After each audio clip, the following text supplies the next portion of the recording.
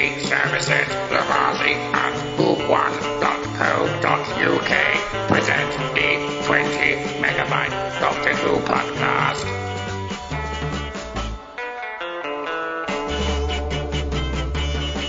Hello and welcome to the 20 megabyte Doctor Who podcast, episode 562. I'm Adam, and why did you drop Lethbridge? And here's Debbie Melrose. Well, you have to ask a better man than me. Mary Lang. What? You have a job? And Kirby Bartlett Sloan.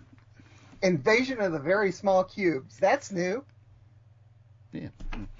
Yes, today we're going to have to suffer. We're going to have to very quickly fly through Power of Three.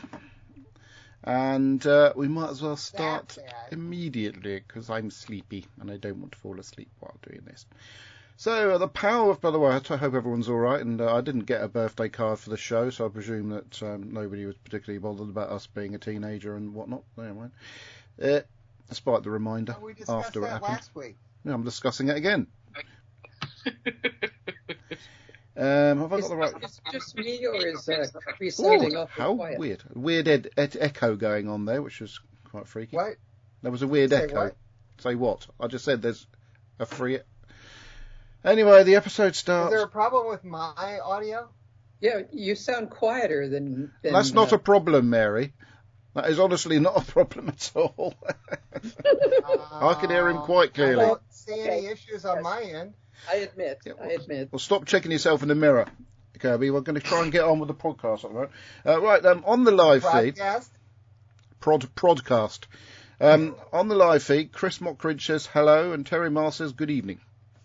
Let's move on. So the episode starts with some panning shots of some ornaments with some little black cube thingies. I called them squares. They're cubes. And then that Weasley. Master. What? Many years ago, back before there was Wholanta, when it's called Timegate. Came in one morning to the convention, and someone had placed little black cubes all over everyone's tables in the main hallway. It was really cool. I still have one. Oh yeah. Joy. What happened? Oh yeah. That Weasley bloke, Daddy Weasley, turns up at. I should imagine that. Brian Weasley turns up at Amy and Rory's house. And I didn't know he was called Brian. It's called Brian. Yeah. Ron Weasley's dad's called Brian. His name is Brian. The character's name is Brian. I'm not interested in the character's name. The last name of the actor is Williams. Mark Williams. I know it's Brian Mark Williams, but he plays Ron Weasley's dad. Weasley. Leo Thomas Matthews, good old Leo from Newcastle. He's not actually from Newcastle, that's where I meant him. Says, hello, Adam. Notice he says, hello, Adam. Oh, well, I guess the rest of just us me. don't count. Of course you don't. Not compared to Adam, apparently. Exactly, thank you very much. I remember the first time I ever saw Mark Williams. It was in one of the very early episodes, I think the first episode of Red Dwarf. Yeah, I saw him. I've got a picture of myself with Debbie and Mark so Williams over there, but I can't be bothered to show you, because I've shown you it before. Where do we get up to? Oh, yeah, there's some... Last show for me. Oh, yeah, so they got banging on about these cubes that are everywhere, and they've got some great little cameos, such as Professor Brian Cox, and who else is on the cameos? Newsreaders. Real BBC newsreaders, yes, which is quite all good. the newsreaders of the day when this was filmed, yeah. Alan Sugar, who is now Lord Sugar. He wasn't Lord Sugar when he made that thing. And Karen Brady. And so I quite enjoyed it. He wasn't Lord Sugar when he... He was Sir Alan. He was Sir Alan back in the day. Master. No, he wasn't the Master, although I wouldn't be surprised he could play the part. In 2012, you referred to him as Lord Sugar. Well, I do apologise. I'm not bothered. Why are we discussing whether Sugar is Alan and Sir or Lord Sugar? Be quiet. So anyway, the Doctor is hanging around because he's rather sort of enthralled by these cubes and thinks there must be something going on with them. They don't seem to be doing much at the moment. And then that woman who cuddled me in Wales last year rocked up with a load of heavies at Amy and Rory's house. And she said, hello, Kate Stewart, head of scientific... I can just say it. I Hello. love the way she comes in going, oh, see, no one knows how to knock anymore. No. If you allow me to finish what she says, Debbie, I actually didn't actually finish reading that because my teeth went out of place. I'll start again. Hello, Kate Stewart, Head of Scientific Research at Unit, and I haven't cuddled Adam yet. I have to wait till 2022 to do that at the Wales Comic Con. That was the whole line that she said, but you talked over it, so you ruined it for me. I must get that picture out and put it on. At what point do Adam, you you're become really weird. What, Master? being cuddled by Kate Stewart? I don't think so, somehow. At one point do you become a lord? He's made Baron Sugar in 2009. I don't like him anyway, so stop talking about him. Baron is a lord, I believe. Anyway, can we move on? It was before. What? So there. Does it really matter? Yes, doesn't matter. Get on with it. I already said about 10 minutes ago, why are we talking about this? All I said was that he was on it, and then you banged on about it. Doesn't matter anyway. Dad, can you tell him off? That's what we've been trying to say. Dad, can you tell him off? Get on with it. Most of these subjects are available on some sort of search engine, which I haven't. I'm not sponsored to mention. Not obliged to say. Yeah. So anyway, yeah. So Kate Stewart comes around and realises. Don't know how she knew the doctor was Always there, in but his pants. needs Yeah. the doctor. Yeah, and this is the first time that I ever heard British refer to their underwear as pants. When he came in and said, and I'm in my pants. I'm in my pants. Yeah. He missed the word under. Yeah, it's short for underpants. And well, see, we don't say that here. Pants are full-on outer. I know, they're trousers, aren't they? So now we've moved on from Lord Sugar to pants and the meaning of. It's an easy leap. If we want to go off on another tangent, I was watching the playoff final yesterday, and one of the footballers was called Eccles, and I did think of you, Kirby. Notice he snores over. I was talking about Eccles, and I'm not going to say that again. It's very rude. So I'm going to deduct a point for any future quiz we may happen to do. There we go. Yeah, so no further mention. May I have another? Eccles will never be mentioned again, and that's apart from Eccleston. That's a different thing altogether. But Eccles will never be mentioned again after I've just mentioned Eccles just then. Damn, just mentioned it again. Right then. About Blue Bottle. 99. The doctor's. There's lots of little clips of the doctor sort of cleaning, playing football, hanging around with his friends, and it's quite light-hearted and Rory at work, and let's move forward a bit, and Brian watching the cube and falling asleep, and eventually, there's some creepy people as well, a creepy little girl. Always very good having a little girl that's creepy, doesn't it? Master? It sort of adds a bit of extra element to the creepiness, doesn't it? Master? And Master? yes, in that little scene of the doctor doing all this stuff, and he comes back and Amy says something like, "Oh, you've been gone for an hour," or something like that. Yes. But the doctor counts that he's been kicking that football 5 million times. That would take approximately 3 months. Oh, for God's sake. He's a Time Lord, Kirby. I told you it was going to be one of those episodes. What I did like was that when they did it was sort of touched on Christmas. I didn't get a chance to. It was so quick that I didn't see if it was snowing, because it always snows in Doctor Who when it's Christmas. But which is completely unrealistic. It might just rain a bit. Anyway, what I also like, bearing in mind what we've had since this episode went out, is that the people in the hospital with the face masks on, unusually the face mask being worn fairly correct. I think one was upside down, to be fair. Because obviously when we did have COVID, everybody wore it under their nose and above their chins and whatnot. It was a very weird scenario. Anyway, because they're hiding. Pardon? Yeah. Because they're hiding a strange sort of snouty thing, which I found out later on watching this story that was completely pointless. It was just for effect. No mention of it for anything. No bearing on the story whatsoever. Yeah. But it's because of the quickness they had to resolve things, because they were having problems with the actor playing the Shakri. Oh, I forgot the character's name. Anyway, so they. The actors playing those two orderlies were twins. Thank you for that, Kirby.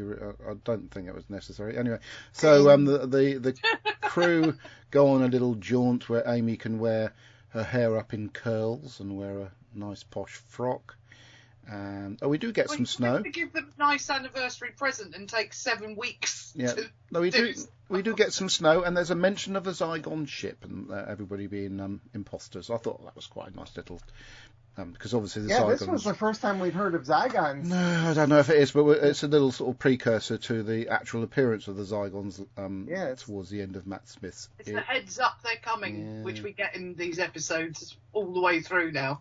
Right. We get lots of heads up, this is coming in soon. And then we're about halfway through the story, and we're still having Brian videoing a cube to see if it does anything when he falls asleep or not looking. The doctor playing. Right, the doctor told him to keep an eye on them. I know, he did, but he was falling asleep, so he put a video on it to make sure he didn't miss anything. The doctor playing Wii tennis. I played that the other day. Which again is quite good because obviously it's not a major thing now, Wii tennis. It's now what did Nintendo do now? Nintendo do something or other. I thought we've got one in the house somewhere. We don't do a Switch now. We Switch, can't afford that's Switch it. yet, so I don't think any of the family use it. It was one of those things we got and never used. And then the boxes eventually start doing some rather cool things. Sort of glowing blue and doing number counting and stuff. Then we go to Unit HQ, which appears to be in the catacombs. We find out later, don't we, that it's underneath some major landmark in. It's mentioned in this episode. But I did zone out a couple of times. Yeah, it's under the Tower of London. Tower of London, that's it. I did zone out a couple of times. And there's a very weird thing that they did to save some money. Right. When the doctor arrives, they didn't film at the Tower of London. They just did this little green screen thing, and a guard salutes, and he's kind of a shadow. You see a shadow of a guard, and it's entirely CGI. Oh, I didn't know shadow that. Is CG. They actually went to the tower. Nope. Huh. I thought they would have gone, BBC, all right, come on in. Right, okay, I forgot what I was talking about now. Where do we get up to? Actually, I digress. There is a really good programme on Channel 5. Watch again. About Royal Castles? Tower. I watched the one about Windsor Castle, or half of the one about Windsor Castle. We're going to Windsor Castle on Wednesday. I'm looking forward to it. It's a Thursday. 1st of June, whatever the 1st of June is. How lovely. It is lovely, thank you. And we're going to do the long walk. So you're going to look for some of the... you're going to look for the various times that the doctor was at Windsor Castle and go into the basement and find a pheasant. Let me check my diary for that one. Did they film in Coventry? Because I'm in Coventry on Thursday. Just checking my diary, Debbie. I don't know about Coventry. Oh, Kirby. No. I went up to Leicester to see King Richard III's grave. Yeah. Ooh. Hey, you want to watch that antiquities thing on YouTube, Deb? That's very. I do. Yes. Did you watch it on my recommendation? You certainly suggested it about a month or so ago. It's very good, isn't it? It's very good. That's what I might have to watch. They're nice short little programmes. We'll talk about Doctor Who. We'll talk about that later. Right. We just segued off because it really is such a slow starter that we're all going on. Anyway, so they're in the Unit HQ, and the Doctor's starting to hint that it's very difficult sort of leaving Amy and Rory behind, and Amy and Rory is hinting that it's very difficult for them to be left behind. They're just starting to get used to having a life. Which is hinting the fact they've got to get rid of them somehow. So, yeah. Don't worry, it'll be happening in a couple of episodes. So anyway, these... I've seen not a couple. Eventually, these QB things make people fall over. My thingy stopped. I might actually be able to remember. Very typical Chibnall nonsense. Yeah, so it makes people have sort of heart failure, which would obviously kill them instantly. Yeah, they die, then they come back again. I don't know. Science fiction Chibnall TV show. Does that make sense? No. It's kind of assuming that they're all hanging on like the Doctor is, but the Doctor has 2 hearts. Mm-hmm. Well, he only had one for a little while because it stopped at one of his hearts, didn't it? Yeah, exactly. So he's just operating like a regular human, while the regular humans are all on the floor dead. Yeah, they're dead. Yeah. Dead. Anyway, so eventually, to cut a long story short, Amy the Doctor finds this little portal thing, which takes him and Amy up to this spaceship. My playback thing stopped, and we meet the bloke who I initially thought was, remember in a Doctor Who story did quite a few years ago now, where it was on Pluto, and Leela was in it, and she K9 got roasted. I thought it was him. Yes. I thought it did look a bit like him. No, it didn't look like him at all. You're talking about the you can't even remember it, so I'll say I'm right. It just reminded me of him. It didn't say it looked like No, him. it didn't. No, if you're talking about the guy who was in Rocky Horror as the photographer, no. I don't care. I'm right. Am I right, Debbie? Well, you were talking about the episode that I went, hang on, I'm sure I've seen. Yeah, it's the I dropped the bell. So there you go. The one where Leela, a K9 gets put in an oven or something like that. I can't remember. Quite a good It one. gets baked, yeah. I should remember these titles. I'm actually doing this deliberately to get feedback from people watching the show presently. Let's go back to the live feed. We've got Leo Thomas Matthews. How have you been? Well, I'm not so good since we started doing this show, to be fair. I was personally right up to that. It's been a while since we met in Newcastle. It has indeed. I'm 57 now. We met around... Shut up! 50th. I'm 57 now. It was when I was 50 when I went to Newcastle, and they stopped the event after I went. Maybe it was too much for them, me being there. No, maybe they were just so overwhelmed by me being there. Yeah, me and Steve Hatcher. So maybe that was it. Just two of us. The two of us being there was just too much for them. Anyway, right. Somebody's going to have to remind me. Making a lot of noise. I do apologise. How obviously the story was. The two main characters from the Sunmakers that you're talking about were the was it the Sunmakers? Oh, it was the Sunmakers. Yeah, it was called the Sunmakers. There was the Gatherer and the Collector. The one that ended up being flushed down the toilet. That one. That's the Collector, and he was small. Henry Wolf, the voice the actor is very small. All I said was it reminded me of him. I didn't say it was him. Debbie, can you tell him off? But it reminded me of him, so. Okay, didn't so say you're it was. It just reminded me of him. That's all I'm saying. Anyway. Now, Kirby's feisty tonight. Watch out. Master, Everything has to be proved and double checked. No, it doesn't. It's my show. Absolutely. I've got to go and check on my wife. I will be back. Is that what reminded you? Everything's got to be triple checked, and then that reminds you to go and check on your wife. No, you know how I just turned off an ALEXA timer. That was the reminder for me to go and check. Well, I thought I was going to take some credit from helping look after your wife while being a few thousand miles away. Never mind. Anyway, so where do we get up to? Yes. Thank you, sir. I will be back in a few. Carry on. Good. I'm glad because that means we can actually finish doing the reveal. Finally on the show. get something done. Yeah. So anyway, I think Kirby's been home too long. I didn't quite glean. Sorry, I must have zoned out while watching this, but I didn't quite get. It didn't sink in about what the whole point of the black squares on this little bloke was, and what the point of it was. Analysing the human. What does he call us? The human filth, with vermin. Oh, vermin. That's it. I did remember that bit of it. So it was basically just checking to absolutely see that you might as well get rid of a third of these.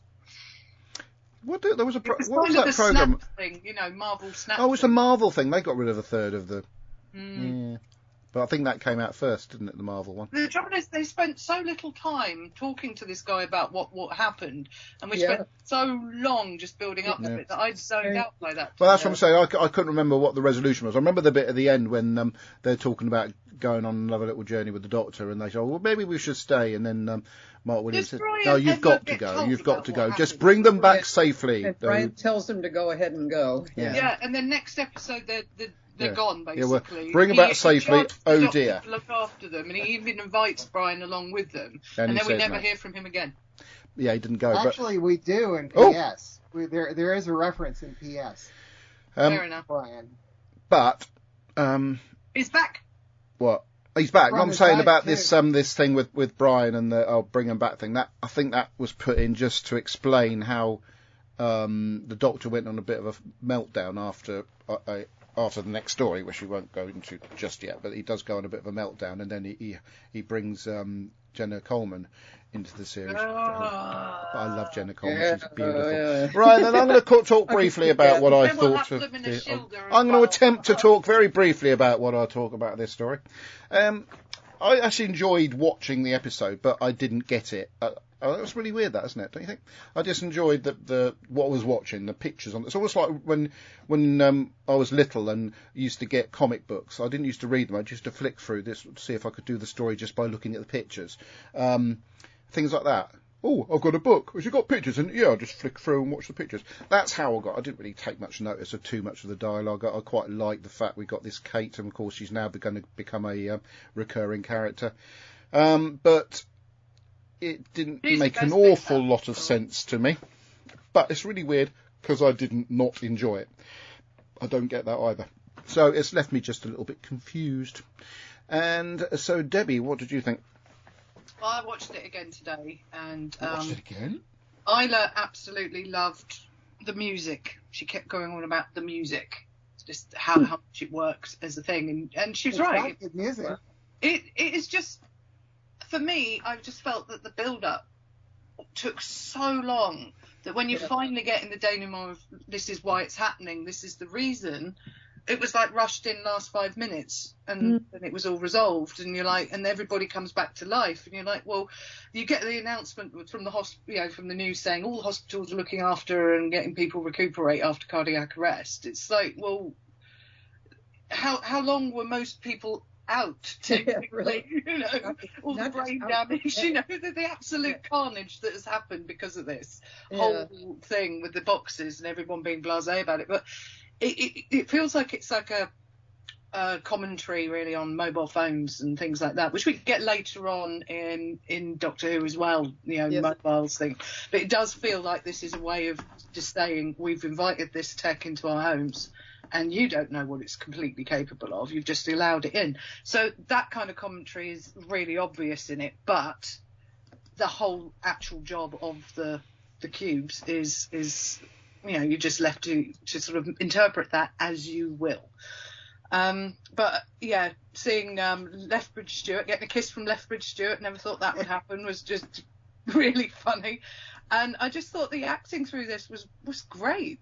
So I get why you're confused, Adam, because it's a good episode, but it just doesn't seem to give you a point. It's almost like like watching reality TV. There's no actual story to it. It's just there's elements of it that are quite entertaining.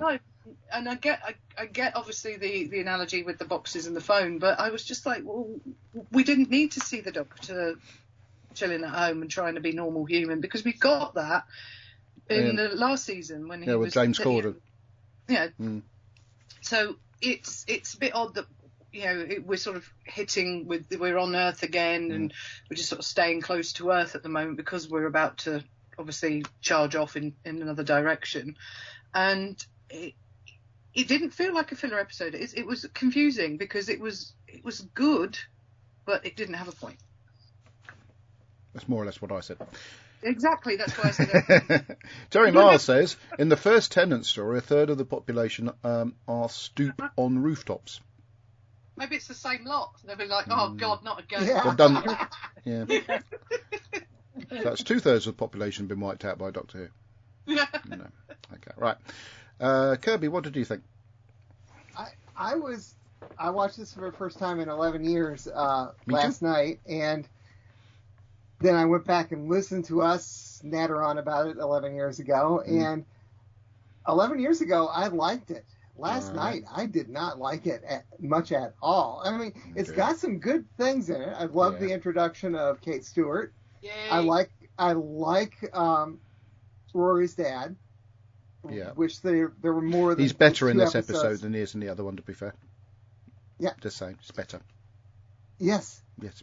But a lot of it, if you go and start reading stuff about what was going on behind the scenes, it was probably much better, except when Stephen Burkhoff, who played the Shakri, was pulled in. He apparently was just a real pain in the bottom to work with. He would misread his lines deliberately and complain about all the hours in makeup, and so they had to basically change the ending because they had so little. Is that why we're all like left going, huh? Yeah, little footage of him. I'm not quite sure what the original ending was supposed to be, but it wasn't Wave the Sonic and bring everyone back to life like that.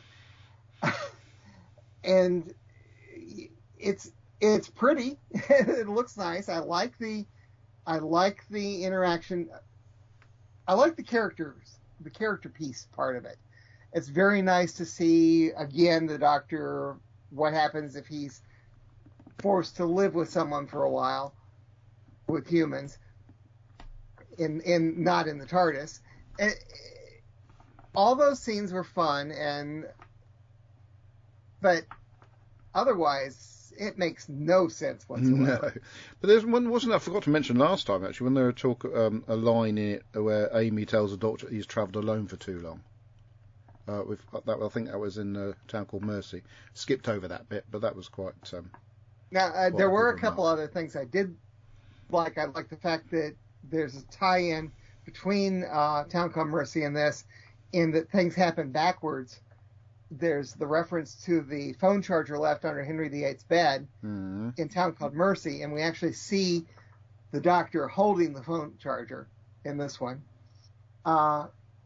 There's quite a lot of evidence that the Doctor has actually, in all of the stories this series, is actually going back after he's lost the Ponds and doing these in a different order. He already knows that they're trapped in the past, and so he's a little bit melancholy with a lot of these stories, knowing what's going to happen to them.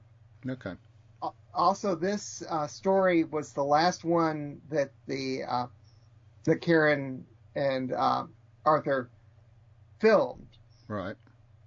So that scene where they're leaving, they go they leave Brian, and they all go into the TARDIS. That's the last scene that they filmed. Yeah, they're with the Doctor in there as well, but then they all just basically hugged each other and cried because it was their last scene. But of course, she comes back for a little cameo at the end of the next batch of episodes. Right then. Okay. Well, thank you, Kirby. Isn't that nice, everybody? I'm trying to think if there was. Oh, you got more. Else. Sorry. Yeah, it's nice, but not. I watched it 4 times the last time, and I gushed over it. There was something wrong with me. Oh my gosh, he admits it. Oh, Mary. Very good. Right then. Go ahead.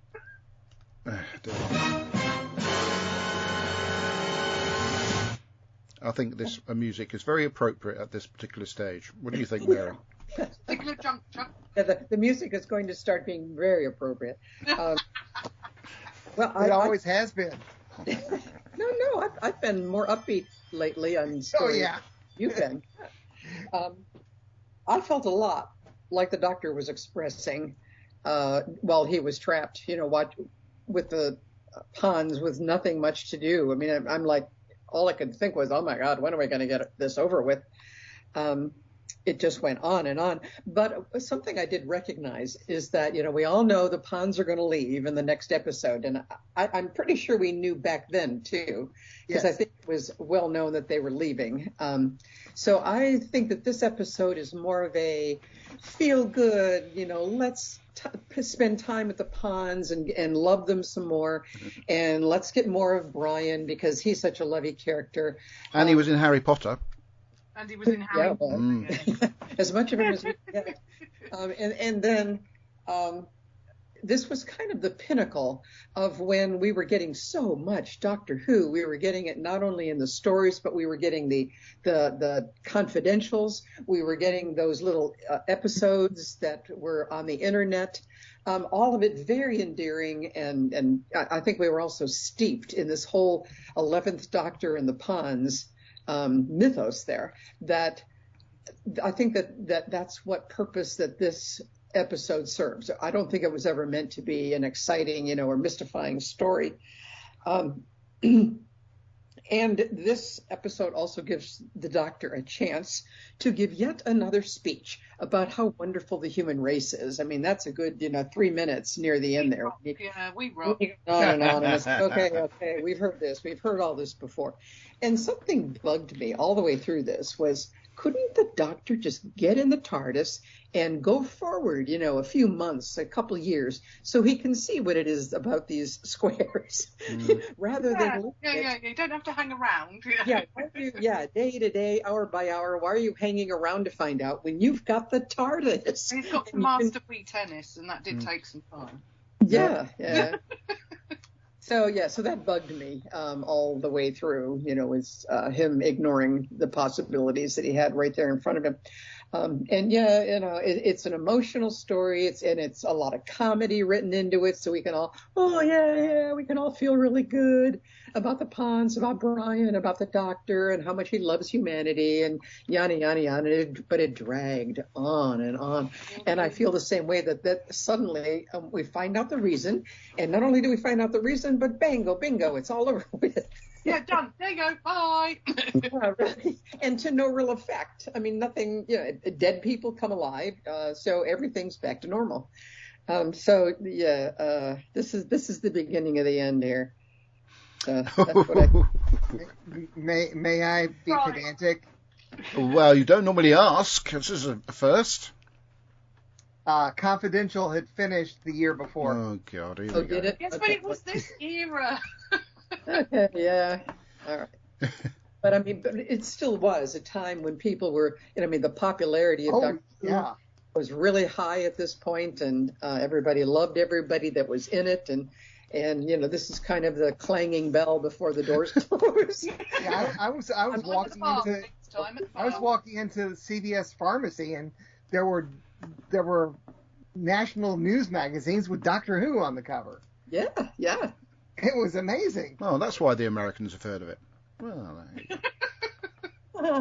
well, if you'll remember, during the 11th Doctor's first series, they even went to the U.S. to not only to film but to promote the show. Yeah. Because it had really. I mean, it started with Eccleston. The comeback. Was exciting enough that by the time then we hit the 10th Doctor, it was really growing in popularity. And then we hit the 11th Doctor. I'd just like to point out, I do have watched Big Bang Theory, so I'm aware that it was known in where do you live again? Yeah, you'd hear references to it in a lot of American shows. Yes. I think the 11th Doctor was kind of the pinnacle of the popularity in a broad range of ages. The thing is, though, I mean, it can't have been that unpopular while Jodie was a Doctor. Otherwise, it wouldn't have ended up being taken on by Disney Plus. Disney Plus don't take any old show, do they? So they must have still had something. It on with her. They took it on with Russell T. Davies. I know, but they must have seen that it still had something. Well, but they saw what Davies could do, and I think that's what they were gambling on. Okay. Exactly. Okay. Poor old Russell. And I'm so looking forward to it. And I've actually got my youngest daughter excited about watching Doctor Who again. She is so. Knew that was coming.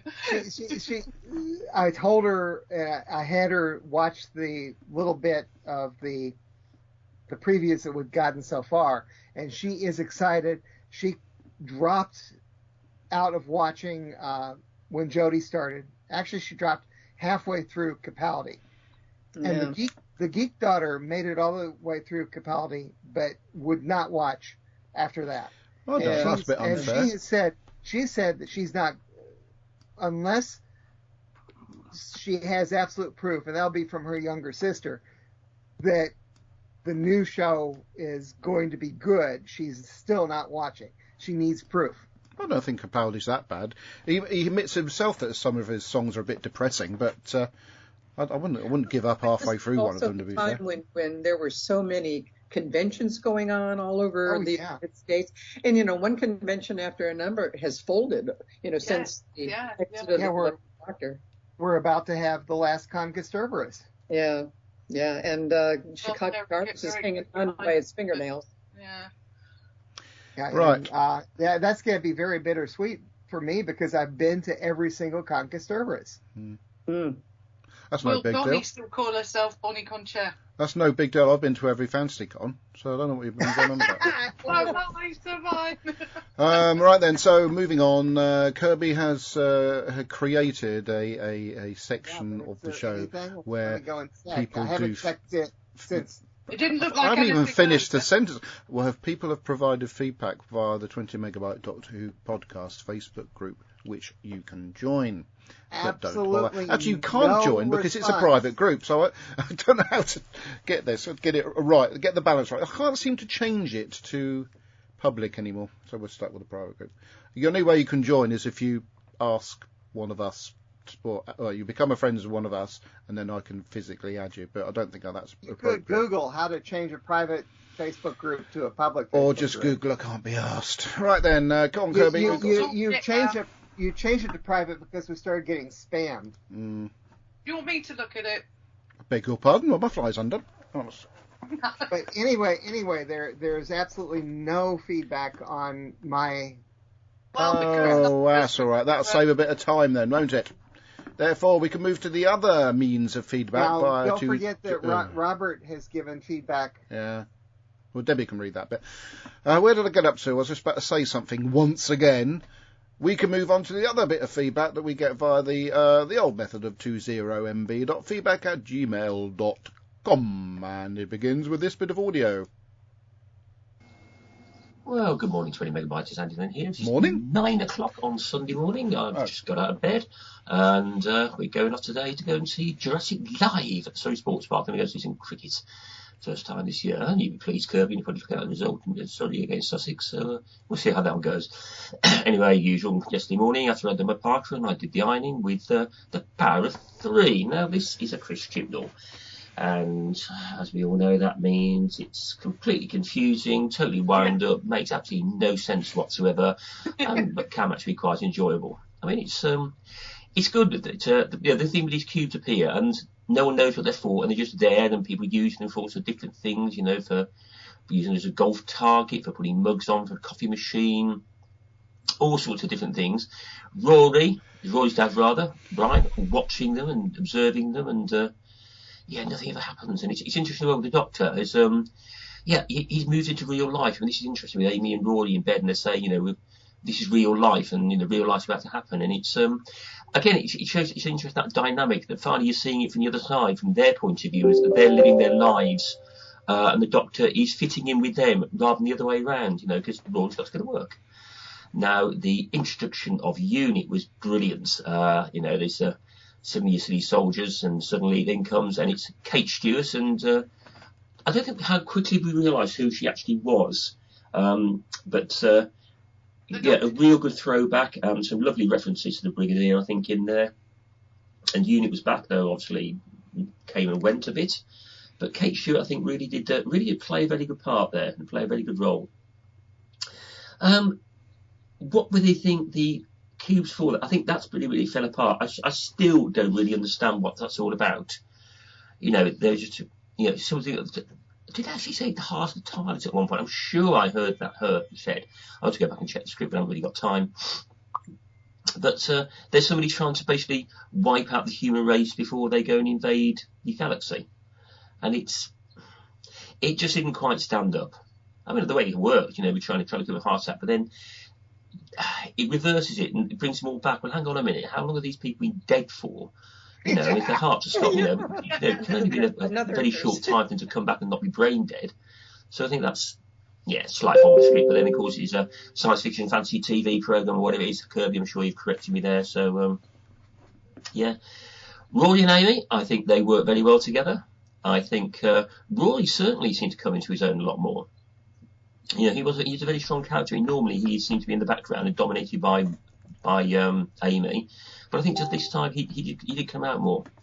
And then at the end, when they're going off with the Doctor, and Brian says, "No, you go with them. They can't miss." And you find out what the power of 3 is.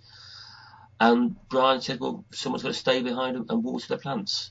Did you really want to go, or did you just realise that that's not the life for him. I think perhaps that's more that, you have to be a certain type of person to go off and live that life for the Doctor. I think that's when they realised what they wanted to do, and so they did.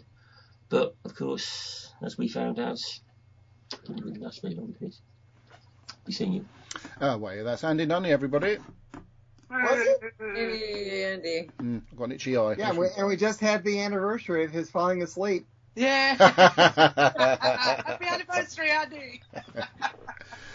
Okay. Robert's feedback. Yeah, you do Robert's feedback. Here's my feedback on the power of Chibnall. Really dreading to get to this story. I'm not a fan on Chibnall or his stories. I hate all the comedy stuff. It turns things into a big joke, like the montage of the Doctor doing chores. And what was with Darth Vader making an appearance? Did he pop in from the end of Return of the Jedi? Again, this feels like another filler episode before the next. Quite a boring story, really. Is that it? Oh, Yeah. Okay, well, much shorter than his Sweet. old feedback. Okay, Mary, you've got something, haven't you? I do, from the Mileses. Hey. And it says, after the Chibnall years of absolute rubbish stories, it amazes me that this one was, in the words of Ben, all right. The Power of Three was a good tale, but with a silly ending. This one has a great cast along with the Ponds. There's Rory's dad again, played by the wonderful Mark Williams. Yeah. This week he has been mainly watching A Cube. Sorry, the Americans Very may not good. get that one. Yes, that's okay. What is it? from a comedy series he used to do. Tara Mussolata. Yeah, he used to make. That's a character he used to So, play. yeah. It's something. I don't understand. Oh, for Christ's sake! Well, Yeah, you have the to comedy Google the show Fast on Show, Mark BBC. Williams, and see what comes up. Wait. Can you both not talk at the same time? What, who's in charge? Me. Explain. Right, allow me to explain. Right, what's his name? Kirby, isn't it? Kirby. Go to Google or YouTube and put in Mark Williams, The Fast Show. You. Beg your pardon? Suits you as well. That's the Fast Show. Yes, but Okay, we'll look at put in Mark Williams what? Fast. I did actually say The Fast Show, but I got spoken over. God's sake, right, that's it. The what show? Ah! F-A-S-T. Fast. Okay, because you keep talking over each other. Well, I had the platform. I was actually standing on the platform doing my piece, and I got interrupted for a change. Off into the piranha. Okay, so what about the Fast Show? Oh, jeez. Oh, God. Right, you asked the question. Why we were talking about today I am mainly watching whatever. That was one of the regular characters he played in the Fast Show. And Jesse, if you like look Jesse. it up on YouTube, you'll probably find that character played by Mark Williams doing Today I Am Mainly. They've actually got a whole compilation of it called Jesse's Thoughts. Okay. I think. I watched it, but This week I have followed. we through. seem to have got stalled somewhere. What were we doing Yes, before and that? I apparently am Mary's doing I am 4 months younger than Mark Williams. Oh, okay. Okay, so to continue, Thank you. Sorry, Mary. Terry says, it's something Jesse, played by Mark, used to say on the Fast Show.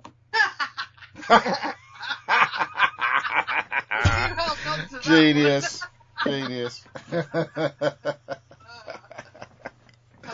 Love it when dear. Rory says, right, I'm off to work. And the doctor says, what, you've got a job? And an indignant Rory says, of course I've got. What do you think we do when we're not with you?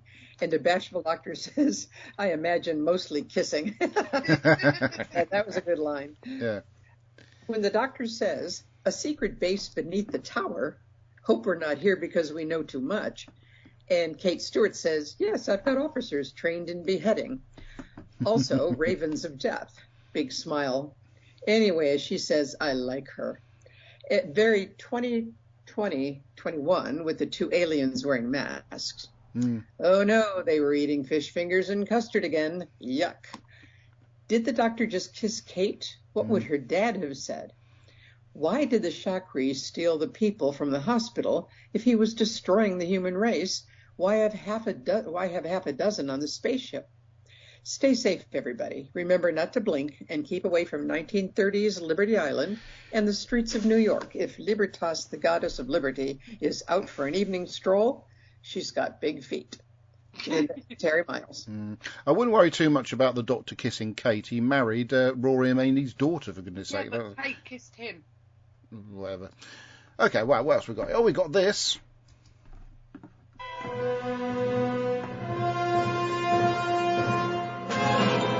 Hello, 20 Megabyte Podcast. This is Ian Kirk. Hello, Ian. Hey, Ian. Power of Three by Chris Chibnall. Oh, God. Dan Cox and some newsreaders have cameos in this one. So does Lord Sugar, who is not a Time Lord. This was the last filmed with Karen Gillan and Arthur Darvill. There you go, Kirby. Nice to see Kate Stewart. It would have been nice if Brian had tapped the cube with his trowel. For the third time, the Lodger, Night Terrors and this one, a lift has a teleport device. Perhaps you should take steps to avoid them. The balance of the story was thrown off by Stephen Burkoff being totally uncooperative as the villain, so the ending is very abrupt. An interesting focus on the ponds, but a bit of a filler. A pity Burkoff was being a Burke. Yes.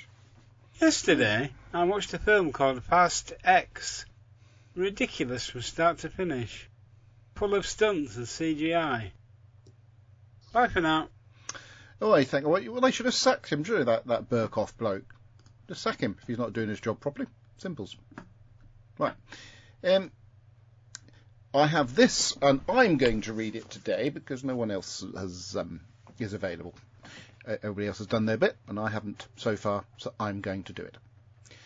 Return of the Rubik Con or reversing the Bay of Pigs invasion. Dear 20 Micah Bedders, maybe somebody else should do it. No, I'm going to do it anyway. Right, now. Hang on, I've got to get a jingle ready.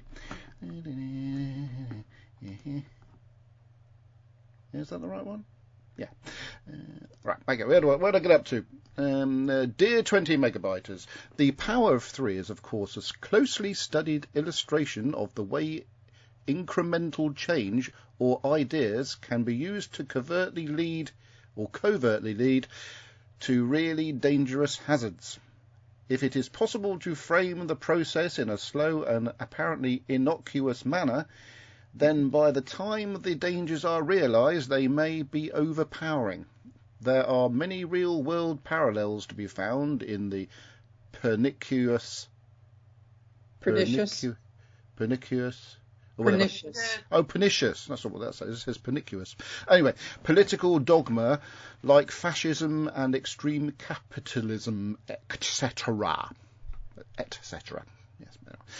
It should be noticed that while that's wrong, actually. I'll reread that bit.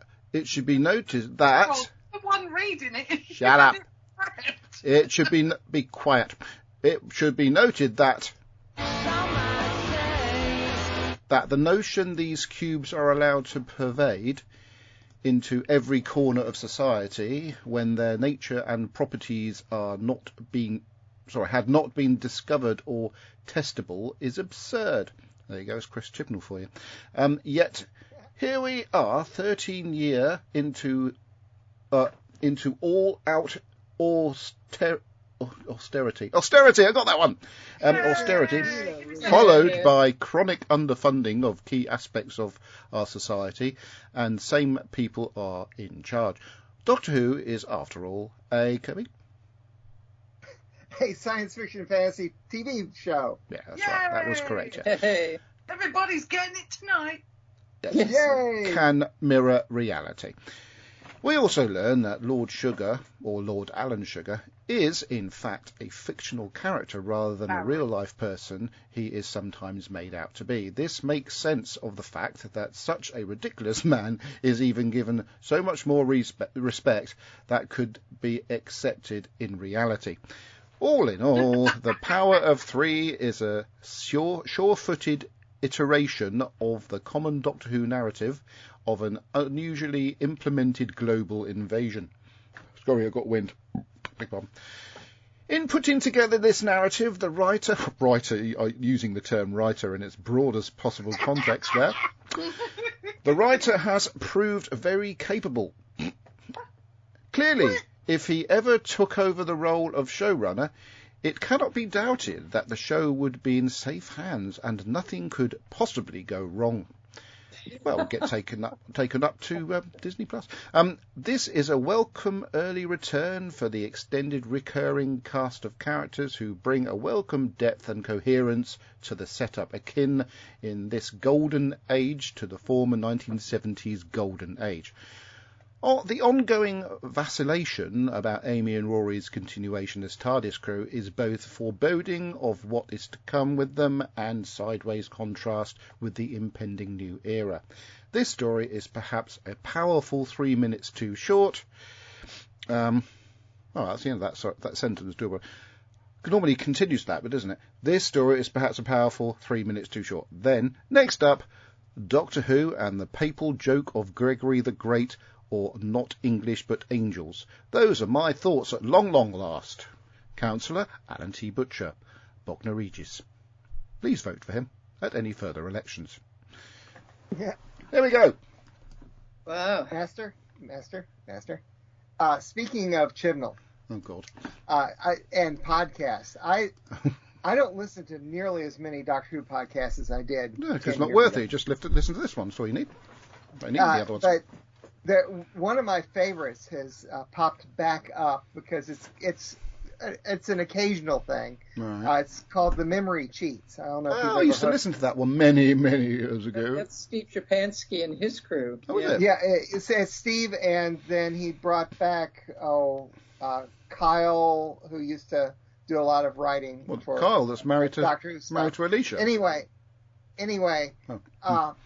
they're doing the Chibnall stories right the now. Poor bastards. And it's been interesting because they did the first two live at Gallifrey 1, Right. recorded them, and then after they recorded those first two, and they pick stories by random. They have a randomizer, and they have to remember We used to do that. the stories. Apparently, after they recorded those two, they met Chibnall at Gallifrey 1, and he charmed the socks off of them. Oh, yes. Because after the first two episodes, it's like they've been mollified, and they're giving much more, I didn't hate this that much, reviews, which is... They've been contaminated. Strange. They've been Chibnallized. They've been Chibnallized. And, but another thing they did say in the first two was, in rewatching the Chibnall era, they liked them better as they were watching them in sequence. So we might change. I doubt it. Well, I'm going to remind you, Kirby, that I said all along didn't like the era, but loved some individual stories. Oh yeah, there's some really great. There are some really, really good stories in there. And there's some of the worst Doctor Who ever. Well, and the same with the sequence. So how is that going to change anything? No, I don't know. We already watched them in sequence. Yeah, I know, but I suppose what he means is watch them week after week after week, rather than having that 9 month, that mine or sometimes year and a half break. Which normally happens with that, we get so excited about a new episode of Doctor Who that it sort of tarnishes our actual opinions of it, and we really don't. Then we watch it again and think, I actually want that quite good, and then we do a review on it and we're really disappointed.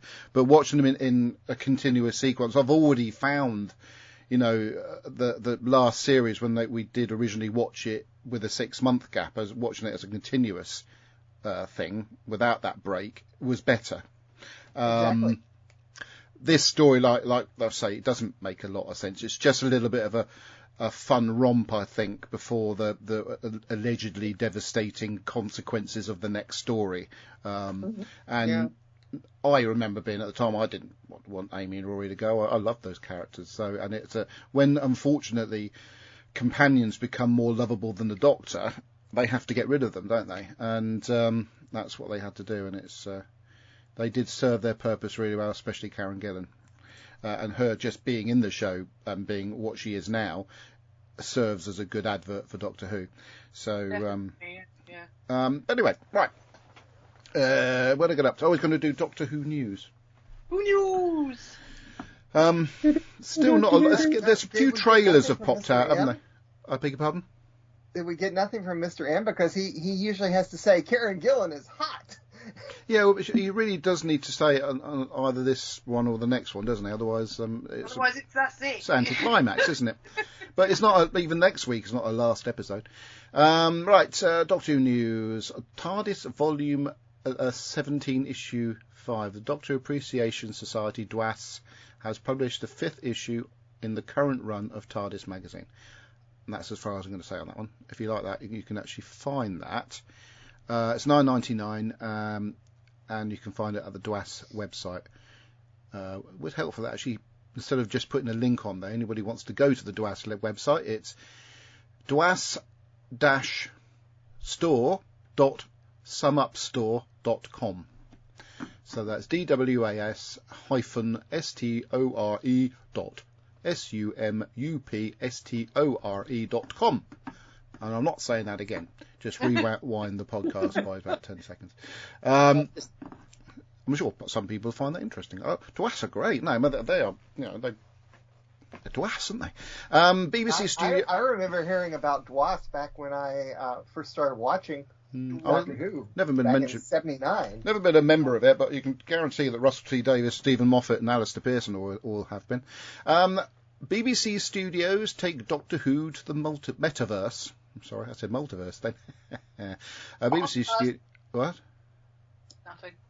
BBC Studios have teamed up with Reality Plus to launch a collection of immersive experiences in the metaverse based on the BBC's world-famous brands, including Doctor Who. There was a Dalek series, wasn't there, that I was talking about last week that was on YouTube, or is on YouTube, if you want to watch it. It's like an animated Dalek thingy. I started watching it and then found something else to do. Not saying so. Not very What good. does this mean? Are they going to have like VR content? Quite possibly so. They're really giving Doctor Who a multi-platform push in the lead up to the new episodes and the Disney Plus thing. Right. So, I've got a VR headset, so that would be cool. I need one, but I'm not going to get one. Doomsday story retails revealed. Hang on, story details revealed. I said retails revealed, didn't I? Yeah, it sounded a bit foreign. Yeah, I think we've done that last week, actually, last time. But what did I say, 25th of May?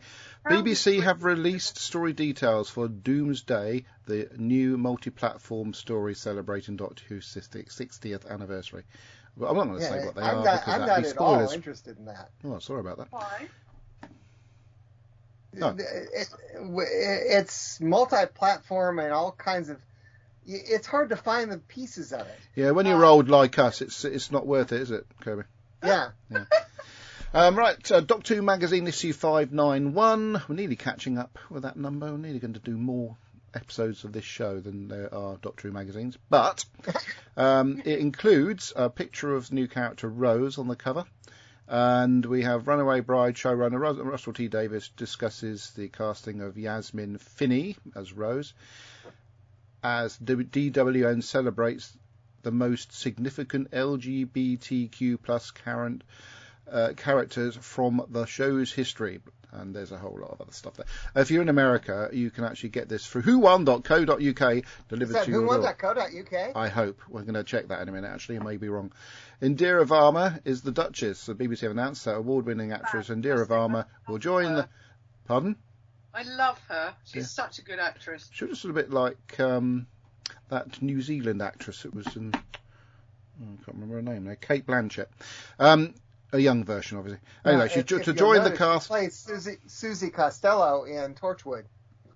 Okay.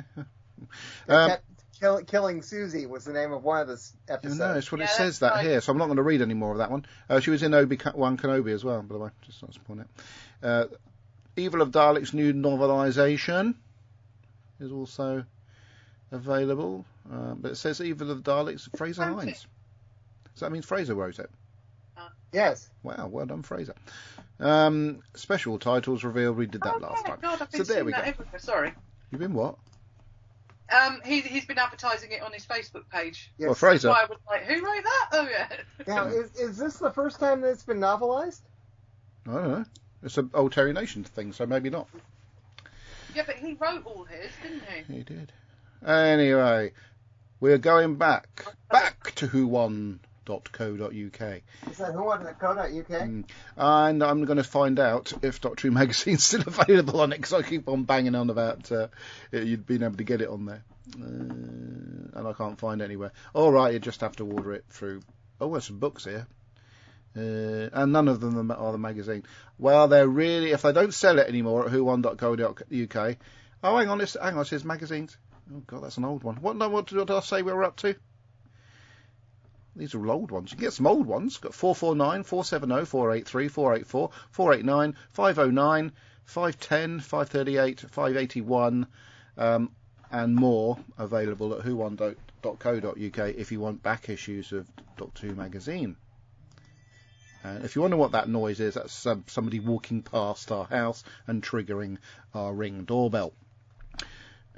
So people just walk past and make the doorbell go off? No, it's not the bell. That's just a notification saying someone's approaching the house. Yeah, but your house is like right next to the pavement, so I don't it must care. happen all the time. We just ignore it. It's a sound to ignore. It's not horrible. It sounds like you can hear that noise outside Mary's house every day like if it's a little bit windy. Yeah.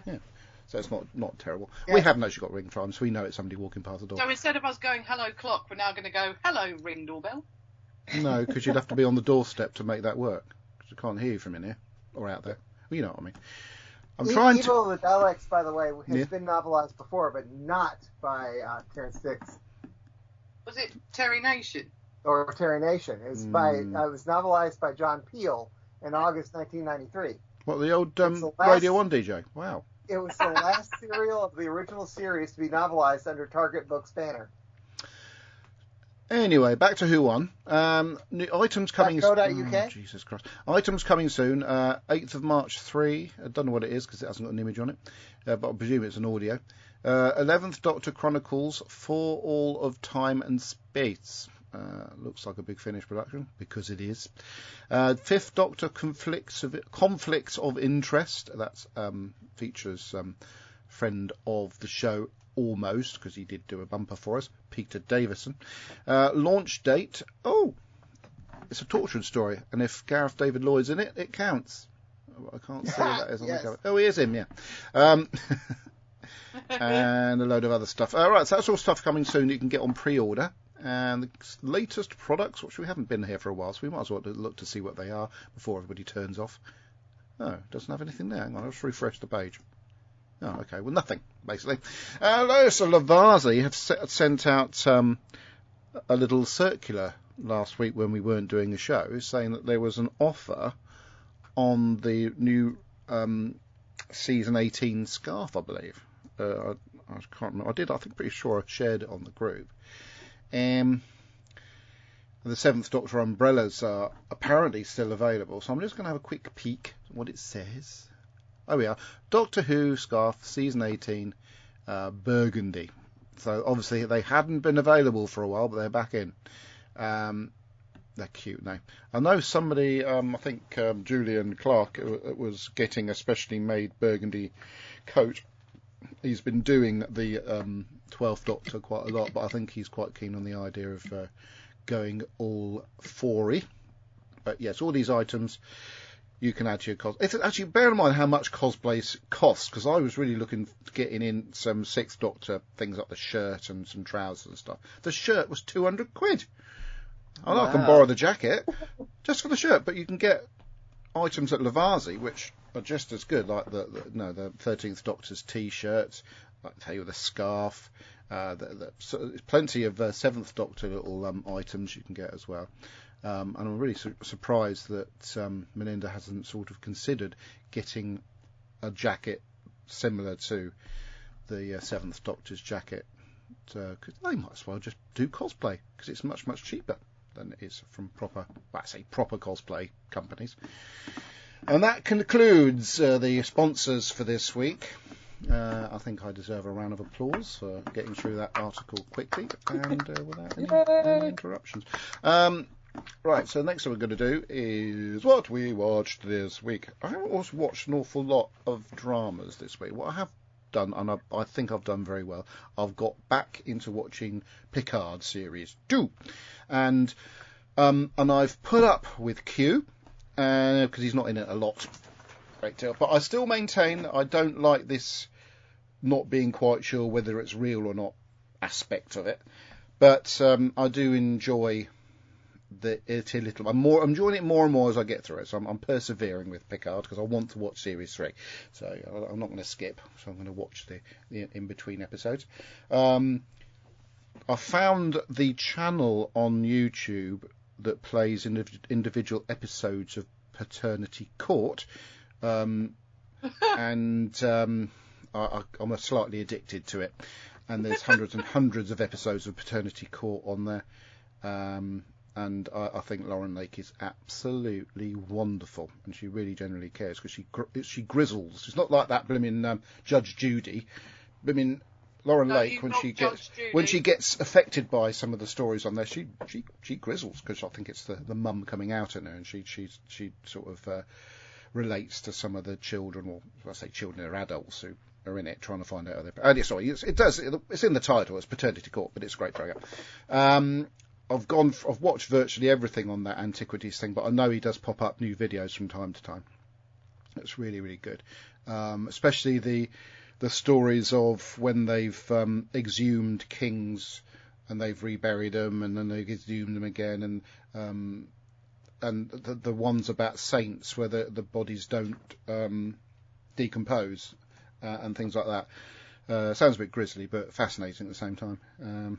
But he does a lot of really, really good stuff. There's a few other history-based and biography-based pages on there. So thoroughly enjoying that.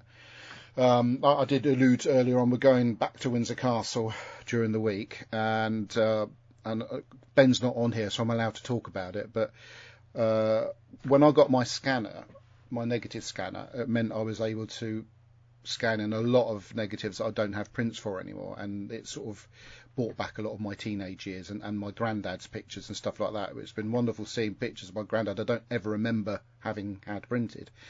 But in amongst all that were some old pictures, one of which was of a mystery man. I might actually have it here. If you're watching on the telly or on the pooter, that's the mystery man. Now, on the back of this, it has an address and the name Mrs. C.E. Pearson. Now, Mrs. C.E. Pearson was my great-great-grandmother, Caroline Pearson.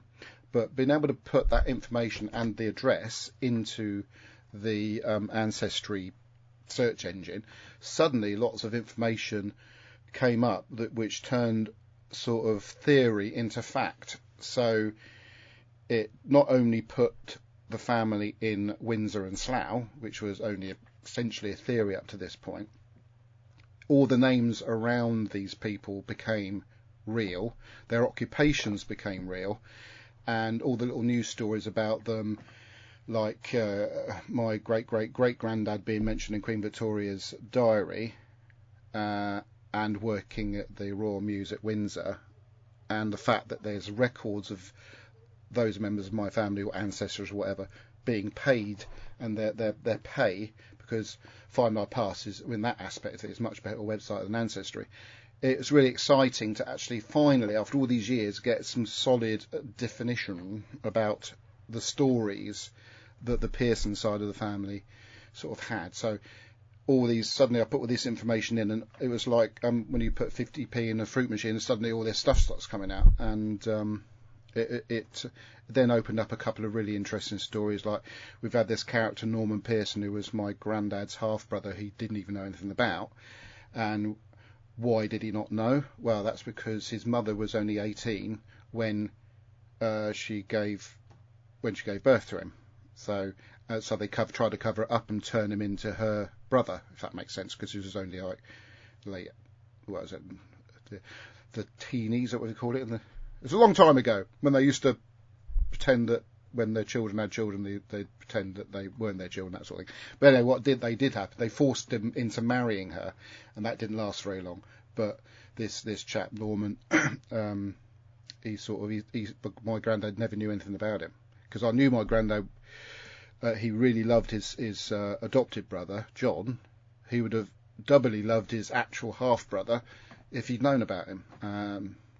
So that was quite sad in some ways, because this chap, went off, had a family, and some of them are now living in New Zealand, and because of Ancestry DNA, we now know who each each other are, and now because of all these facts that have come out because of that photograph, we now know how we're connected, and that is now definite. So I know it's a bit boring and whatnot, but the fact is, I know that they worked at the Mews at Windsor Castle. Unfortunately, the Mews at Windsor Castle is not available to visit.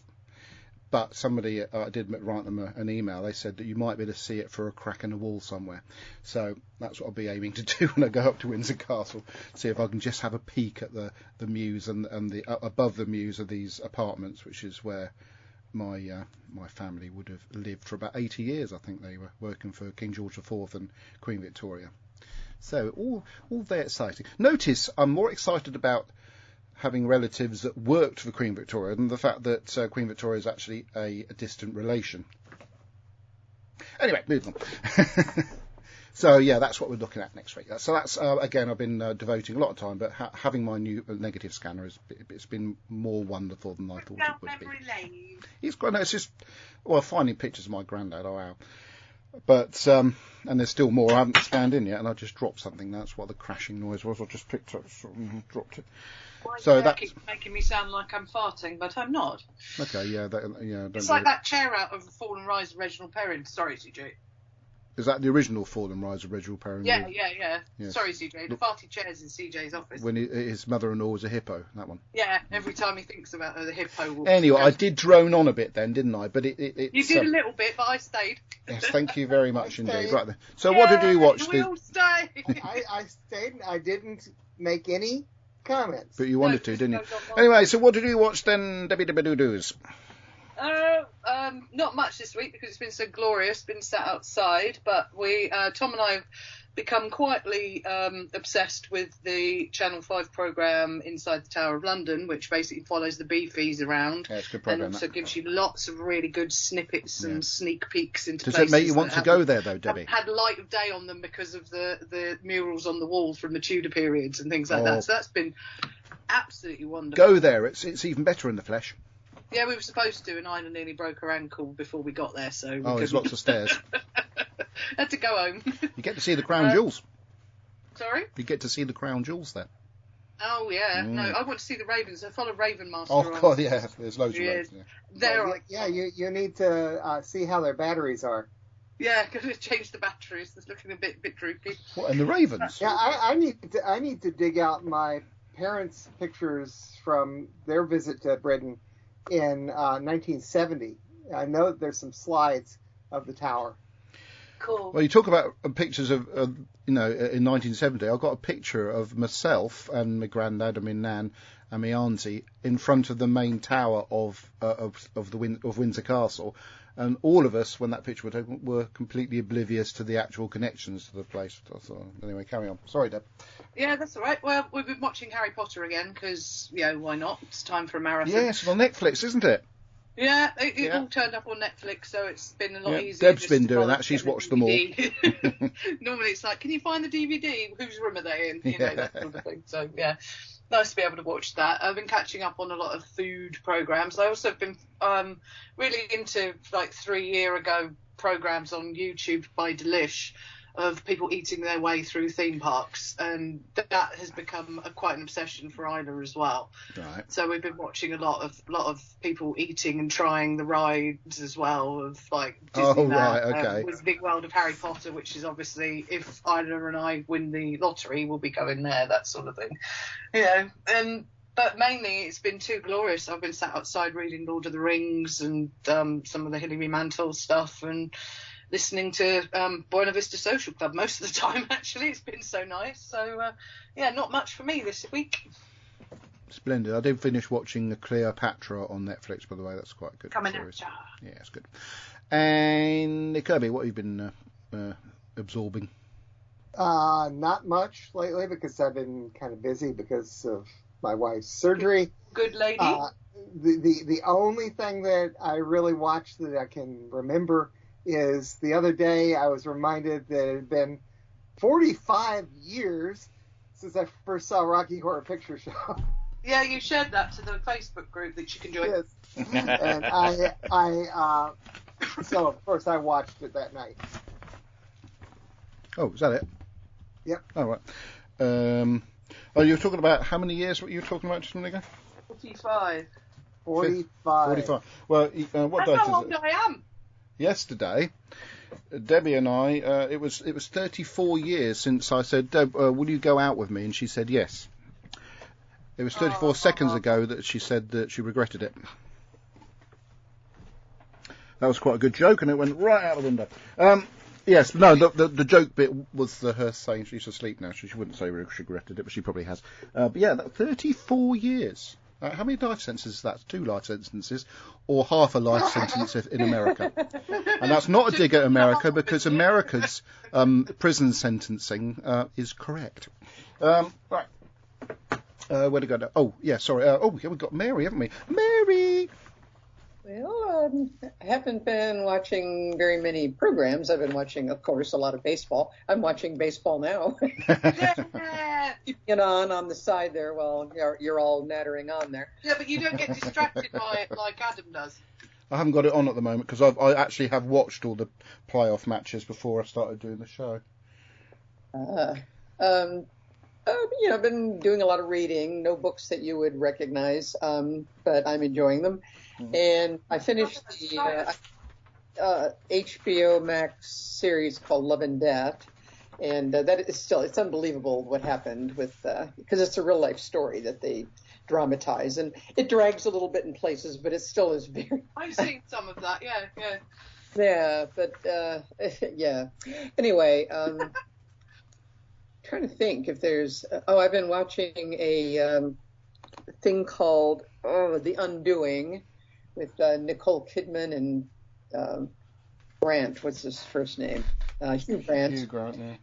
Yeah, that's very mysterious and kind of fun, and produced by the same guy that did Love and Death, which is why I watched it, because I liked Love and Death. Mm-hmm. But that's about it. I haven't been too much into the Doctor Who universe, except still listening to Creatures of Beauty, which is a Big Finish story, and very disturbing. That's it. Oh, sorry. Thank you, Mary. Sorry, I've got my fountain pen's gone a bit funny. It doesn't fountain at the moment. I wanted to use it. Is that a technical term? I didn't know that one. It doesn't. My mum got it for me, and it's really quite sexy. But look, look, anybody who's watching the program can see how sexy this fountain pen is. Now I actually want to use it, because I want to use it to write something really nice. Because I think she's upstairs. Tomorrow, it is the 29th tomorrow, isn't it? Tomorrow is Deb and I's 30th wedding anniversary. And she's decided, rather romantically, that instead of staying at home and enjoying our 30th wedding anniversary, that I had to book a wedding to do instead. What? Oh, yes, shame I on didn't. you. Somebody said, contacted us a few months ago, said, our wedding is on the 29th of May. Would you be able to film it for us? And I said, no. And Deb said, no. So we are going to do that. I said, well, it's our wedding anniversary. She says, I don't care. I said, well, I do. So guess what we're doing on our 30th wedding anniversary? Doing someone else's wedding. Oh, Speaking of weddings, how is your daughter coming along? Oh, she's already married. No. She's already No, married. You know what we're talking about. Oh, I did know Isabella's got a boyfriend. How should you know that? Have you been watching our Ring doorbell or something? He hides around the corner and instead how's of ringing the doorbell. How's the pregnancy? How can you see? Good. I can see my belly. That's why I've zoomed in on this camera. She's she contacted Deb this morning to give her the news that she's in the 3rd trimester and she didn't even know it. Oh, bless And her. she mentioned somewhere in the conversation that she's pregnant. In fact, every single conversation we have with Alicia, You're she reminded mentions that she's pregnant. So every time we see her now, and we say to her, "You're not pregnant, are you?" of the fact. Oh, you guys are wicked. Yeah. She bangs on and on about it. She's got so much stuff people have given her for it, or she's bought from charity shops or whatever. That, I bought loads when I had well, Isla. I hardly put her in any of the little outfits I got her. She just stayed in onesies for a year. What did she say? That's right. So she contacted her mum yesterday. Oh, I'm in my 3rd trimester. I haven't got long to go now, and I haven't got this, and I haven't got that. I think I'd better get a baby monitor. I might put it on my what do they call those things? Baby shower. My baby shower list. And Deb goes, "Wasn't that a bit expensive for a baby shower?" She says, "No one's going to buy you a baby monitor for your baby shower." But there you go. That's oh yeah, we've got to talk about when we're next doing it. Deb must be awfully excited. Her first grandchild. Are you trying to imply it's not my first grandchild then? Right, that's it. Yeah, well. Where's Odie? You get for that one. Yes. It's going to be nice to have a boy in the family. All right, and the next week I'm at Portsmouth Comic Con, so I think I'm not likely to get back early enough to do the show. So yeah. Okay, wait a second. You're saying that even though we had this discussion before that we were going to have the podcast here. He told you he was off this week coming. I think it's going to be a bit of a. I can't definitely say that I'm going to be able to get back early enough. So nothing on the 4th. I think it's unlikely. I think we're probably best to say no, because I don't want to be in a situation I'm stuck on the ferry. And then the 11th is Concasterburus. Yes, and it's also my son-in-law's birthday. But what do you think's more important? Son-in-law's birthday, according to you. Yeah. Wait, Your daughter will not forgive you. No, it's Concasterburus. I have to do that, and Carl will understand. He can join in. I'm expecting the usual. Oh, we're going to spend the whole episode trying to get somebody on, and they never turn up. But we're still going to do it anyway. Well, that's not on me. No, that's right. Pass the buck to Mr. Yeah, but it would be great to be there with them for the last one. We'll see. I don't know what we're going to talk about. If they put the announcement out for the panels, I was like, oh, I want to be on a panel. Do you now? Our festival is the week after that, so definitely won't be around for that. Wait, okay, so on the 18th, I need to. Okay, it's already removed on the 18th. Fine. 25th, I'm filming the Theatre Train show. Yeah, it's already removed on the 25th. Yeah, it's that time of year. Yeah. And then we're back into July. The 2nd of July will probably be the next one. All right. And then on the 9th of July, I'm filming the Theatre Train again. And then all free for quite a while after that. Surprise, surprise. Anyway, you said that last year and we ended up having a 2-month hiatus. Yeah, but it depends how much wedding stuff, and also the baby's due in August, so you never know, do you? So it's all up in the air. So no 9th, no 16th, no 23rd? I think you've already made a note of that, haven't you? Yeah. Here, let me update the... If it goes too long, you might... even She Who Must Be Obeyed indicated that it went too long when I had to cancel the last one because of something or other. And she was the one that suggested we did it on the Saturday. So if Deb suggests that it gets done on a Saturday instead, that could happen again. But it's up to. Cool, but not next week. That's for the most part I can do that. Yeah, I'm mostly free on Saturdays. That's good then. We'll see what happens. But at the moment, we'll do what I said has happened until Deb says, "Oh, why haven't you done the show this week?" So on Concasterburus, we're gonna just be shooting the breeze, or are we gonna try and talk about the Muppets Take Manhattan? Shooting the breeze. We should shoot the breeze and maybe have a review, see if we can't get Bonnie in for a chat, maybe. I don't know, see what happens. We're going to wing it, as usual. Right then, at least I will watch the puns and the stupid Statue of Liberty, but we won't necessarily be talking about it. No. Okay. Where's Lillian? That's all I'm going to say. Where is Lillian? Where is Lillian? Yes.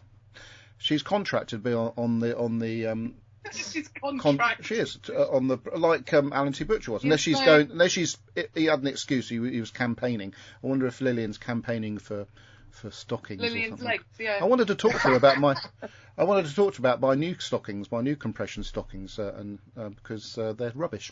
Right then. So until next time, thank you for listening and watching, taking part in the show. Please continue to do so, and if you haven't done so in the past, we'd like to hear from you if you actually exist. Goodbye. Goodbye, Fancy Pants. Bye.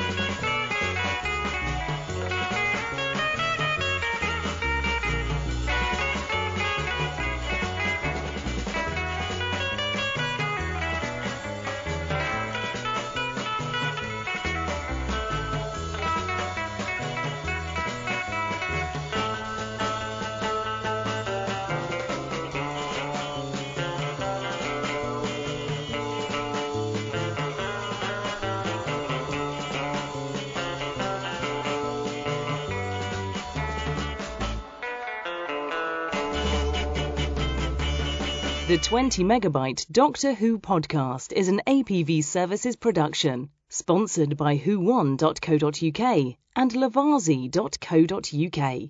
We are proud members of the Doctor Who Podcast Alliance. Doctor Who is a trademark of the BBC. No copyright infringement intended. The music on this podcast is covered by limited online music license from PRS for Music. License reference LE0030512.